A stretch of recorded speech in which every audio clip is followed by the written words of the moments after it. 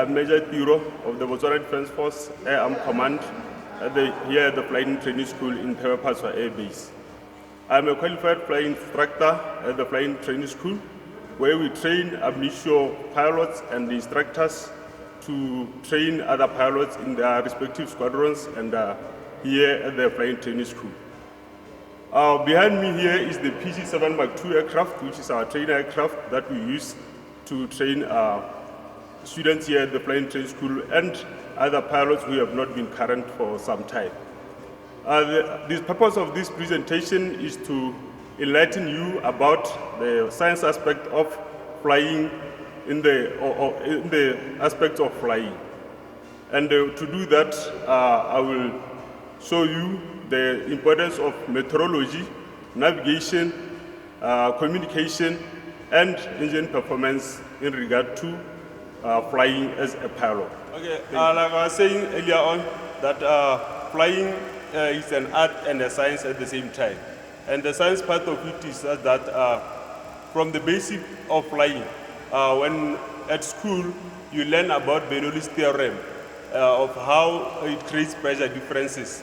We take it as our aerodynamics, or the basics of our aerodynamics, whereby that's the basics of how an aircraft flies. In this case, on an aircraft, there are four forces that act on an aircraft at one point in time when it's flying.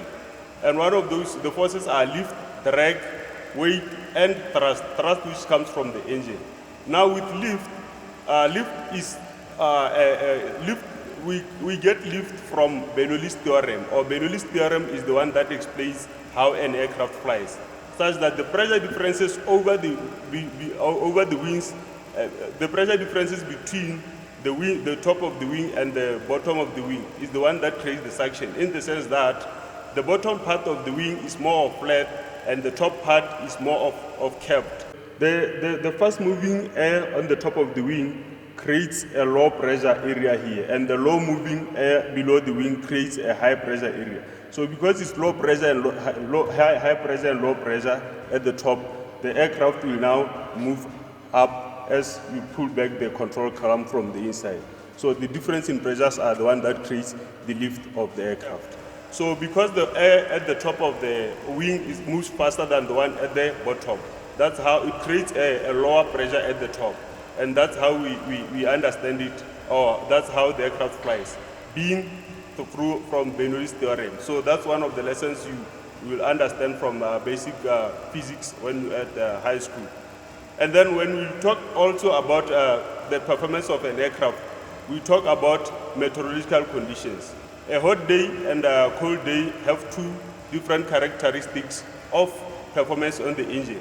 The performance will be low because of the low density when it is hot. Okay, then one other subject that is science-based in flying is communications and navigation. So the basics of navigation is the triangle of velocities, whereby you have you have two variables and you have to get the third variable, of which, for example, you will have a direction that you want to fly, and then you will have winds pushing you away from the direction that you have to fly.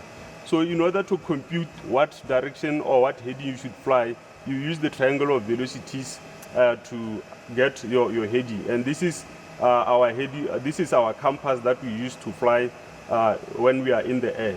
So if I'm heading, for example, this heading 337, and the winds are pushing me to the left, it means now I'll be heading maybe something like 303.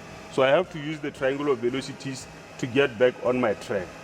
And with the advancements now, we want someone who can comprehend this and go from analog to digital, as we say nowadays.